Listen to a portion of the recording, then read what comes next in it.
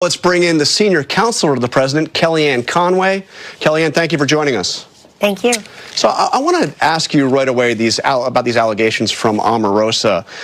You've heard them, obviously. She says that she felt a growing realization that Donald Trump was indeed a racist, a bigot, and a misogynist. You seem to be quite close to Omarosa when she was at the White House, and when she left, you called her a very valued member of our team for a very long time. So what do you make of what she's saying now? The first time I ever heard Omarosa suggest those awful things about this president are in this book. And I think that Omarosa, unfortunately, has undercut her own credibility, whether it's in the NPR interview, confusing a very central fact in the book, that she has never heard those alleged tapes, and then she said the tapes really changed it for me. And this is somebody who gave a glowing appraisal of Donald Trump, the businessman, the star of The Apprentice, the candidate, and indeed the President of the United States. She told your own network, John, ABC News, the day after she was fired from the White House that she had resigned. Now she's saying she was fired, that Donald Trump is not a racist. She said she never heard him use the N-word. Let me tell you something. 2 years ago today, Donald Trump asked me to be his campaign manager. I have worked alongside that man for over 2 straight years now without interruption. I have never a single time heard him use a racial slur about anyone. And I also never heard Omarosa complain that he had done that. And so the only thing that's changed is that she's now selling books. And look, I think Omarosa is a tremendous disappointment here because she should be taking credit for all the great gains that this president has made with respect to that low unemployment number among African Americans, Hispanic Americans, and others. She should take credit for the fact that in his first month in office, he took decisive executive action on behalf of HBCUs, workforce development, prison reform now, the drug crisis, which I've tried to work on with Mr. Cummings and others on his side of the aisle. This president is saying with prison reform that if you've paid your debt to society, that you should be given a second chance. And there are over 6.6 million available jobs now in the Trump economy, and we want everybody of every background to have this skills, the training, the education, the opportunity, and the dignity of work if they so desire. So I feel like Omarosa could have taken some credit for that, said, look, I worked in the White House for a full year, and I got the ball rolling with the president, but that doesn't sell books, and that doesn't settle scores. So I understand whether it's 30 pieces of silver or a 7-figure book advance, people do change their loyalties and change their mind. But I would refer you to Omarosa's own comments, very glowing appraisal of this president's work and this president's work with respect to the African American community. Omarosa also criticized the Congressional Black Caucus while she was in the White House for refusing to meet with the president. So just to be clear, she says that she heard the president use racially charged language even in the White House, including... She never said that to us in the White House, and I certainly have never heard it, but why didn't she tell us at the time? Why not tell ABC News the day after she was fired that that is in fact what she witnessed? She was asked explicitly the important question by your colleague at ABC News, John, and she said, no, he's not a racist. She said, I would not be there, and I wouldn't be there. None of us would be there if that were true. You've got to, I totally agree with Congressman Cummings that you should look at what people do, and this president has made tremendous gains on behalf of the African American community and continues to. And I do have to correct the record. You said that the president has never denounced a white supremacist. I want to read you his quote from August 14th of last year because it's missing from the conversation. And I quote, racism is evil. All those who cause violence in its names are criminals and thugs, quote, including the KKK, neo-Nazis, white supremacists, and other hate groups that are repugnant to everything we hold dear as Americans. Kellyanne, as you know, the president also said there were very fine people on both sides in that rally. That was a rally led by neo-Nazis and white supremacists. And he denounced them, but you're not covering that. No, but he said there were very fine people on both sides. Why does that matter? Why does it matter that you're not taking the totality of his comments over the stretch of days, John? Well, because I think it's still a question. Who were the very fine people on the side of the neo-Nazis? Well, he's telling you who's not. He's saying he denounces, quote, the KKK, neo-Nazis, white supremacists, and all those who cause violence in the name. And yesterday, in a very, very strong statement, he said that last year there was senseless death and division. He's calling for unity among all Americans, and he denounced all forms of bigotry and acts of violence and racism. Still not specifically calling out the neo-Nazis or the white supremacists who are... You just don't cover it. Do you even have, excuse me, does ABC even have the quote in your file that you're able to put it up right now for all your viewers? Probably not. But I just read it. I mean, I think the fact that he said very fine people on both sides, and one of the sides was led by neo-Nazis and white supremacists, he denounced. I still don't understand. He said they're criminals and thugs. So who were the very fine people marching with the neo-Nazis? White supremacists. He denounced all of them. You're just not covering it. But look, I agree with Congressman Cummings. You should go. I answered the question, but you've got to show all the quotes to be fair. And John, I totally agree with Congressman Cummings. We should see what people's records are. So why don't you go send a reporter to Chicago, to Baltimore, to Philadelphia, where the mayor of Philadelphia said, we're no longer going to give information to ICE, and a child was sexually abused by an illegal alien who should not have been there. Why don't you go cover the violence? And we've got an increase in homelessness, in crime, in violence in these major inner cities that are governed by Democratic mayors who have not lifted folks out of poverty, have not created the jobs my boss has created for them. Kellyanne, the Omarosa was the most prominent high-level African-American serving in the West Wing on President Trump's staff.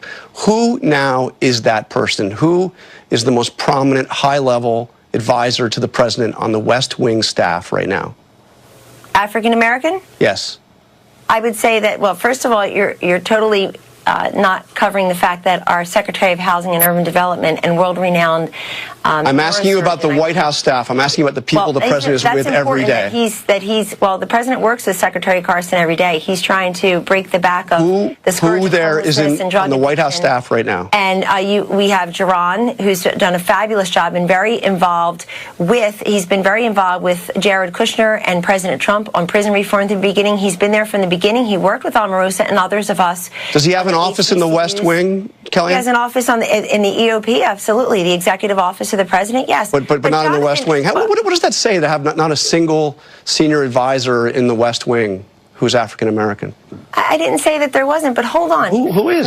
There are plenty of people. If you're going by that and not by the actions of the president, which you probably should, then you should look at the fact that we have a number of different minorities, and the fact is that this president is doing well for all Americans. He promised on November 9th, on his election night, he wrote it into the speech. I was there when he changed his speech and wrote it in. He said, I will be the president for all Americans, even those who didn't support me. He said, and there were more than a few.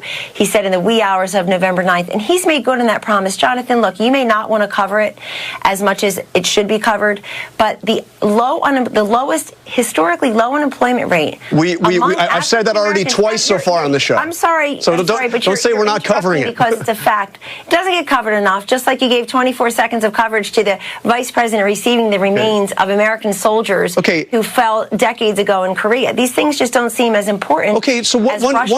One other question, and I haven't asked you anything about Russia, is Omarosa said that she was offered $15,000 a month to work for the Trump campaign if she signed a document saying that she would not speak about her time in the White House. We've also heard the same number, $15,000, offered to two other staffers leaving the White House. Is the president in the habit of offering hush money to people leaving the White House? That's an insult, and that is not what was offered. If she had worked on the campaign and she left the White House, according to her interview with ABC News, John, on great terms, that the president is, quote, not a racist, and that she's very proud of the work she did with him, and that she knows, and all the glowing appraisal she's had of Donald Trump's work over the years, most specifically in the White House and on the campaign, why not ask her to go back to the campaign? It is typical, and you know it, to sign an NDA, to sign an NDA in any place of work. I'd be shocked if you didn't have one at ABC. I'm told she signed them when she was on The Apprentice, certainly at the campaign. We've all signed them in the West Wing. And why not have somebody who has signed them in the West Wing there again? You've signed a non-disclosure? We have confidentiality agreements in the West Wing. Absolutely, we do. And why wouldn't we? And by the way, the fact you're a public employee. Well, hold on. But the confidentiality is implied. John, hold on. Thanks for bringing that up, because I would have been remiss in not mentioning something you didn't ask me, which is these reports that Omarosa surreptitiously taped conversations in the West Wing, indeed maybe even the Oval Office? For what purpose? You have a reasonable expectation of confidentiality and privacy in your conversations at your place of work. Why shouldn't we in the West Wing? Why shouldn't the President of the United States in the Oval Office? Indeed, the few times that she was in there with him. I mean, this is, but look, many people who have left, I can name them, you know them, who have left the White House have been offered positions on the campaign, I believe at the Super PAC, because they've demonstrated their talent and they've demonstrated that they get the president, they continue to support him. That's something Omarosa told your colleagues at ABC News the very day after she was fired. She said she resigned. She changed that now in the book. Kellyanne, but why not offer? That's not hush money. Everybody sends an NDA. It sounds like she didn't want to sign it and didn't want to go back to the campaign because she had a book on her mind. Kellyanne, I know you have to go. Before you do, I want to ask you about the midterm elections. The president tweeted, quote, "As long as I campaign and or support Senate and House candidates within reason, they will win." He is predicting a giant red wave. Now, you are a pollster. You've been involved in campaigns for a long time. You don't think the Republicans are actually going to see a red wave, that they're actually going to pick up seats in the House, do you? They certainly can, and here's why. First of all, this man makes history. He doesn't repeat history. He makes his own trend. He doesn't follow them. I would think that the media got all the polling wrong. I know you guys were doing national polling, which was irrelevant and inaccurate, but got all the polling wrong, didn't think he could win, probably didn't want him to win.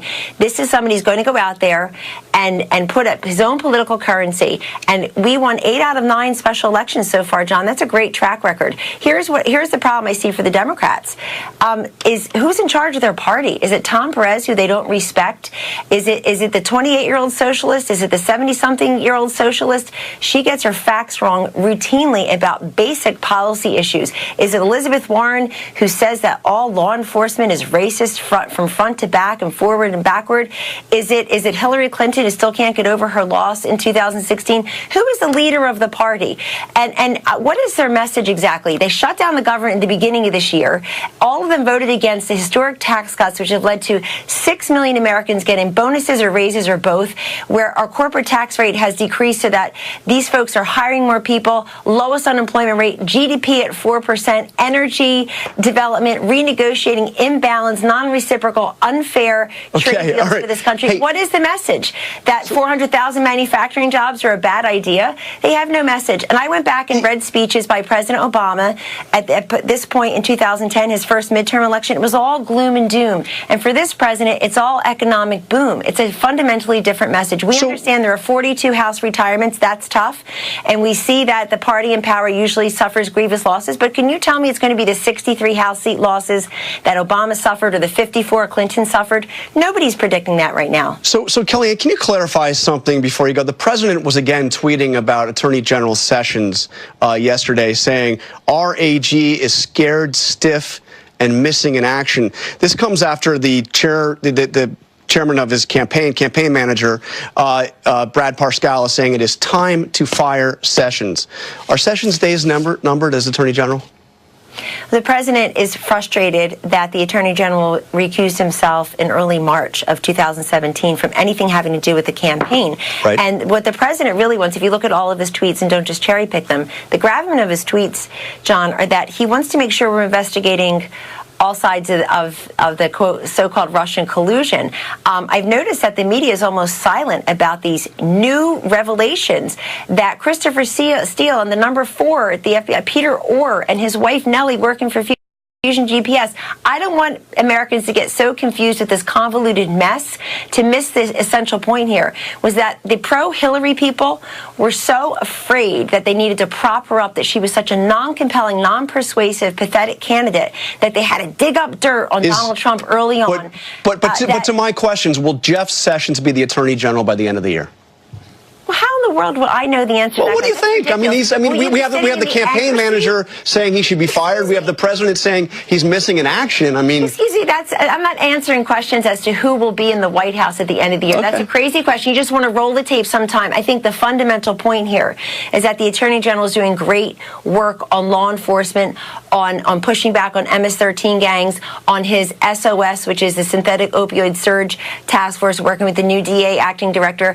But he has recused himself from this. And the president rightfully wants America to see that this Mueller investigation comes to a conclusion in a timely fashion. So far, no Russia collusion proven, and you know it. You know I was the campaign manager for the winning part of the campaign. I never talked to anybody in Russia. I talked to people in Macomb County, Michigan, and Mecklenburg County, North Carolina, not Moscow. You know Kellyanne, it. There's no collusion. Paul Manafort's on trial, has nothing to do with the campaign, Russia collusion. The judge warned everybody not even to say those words.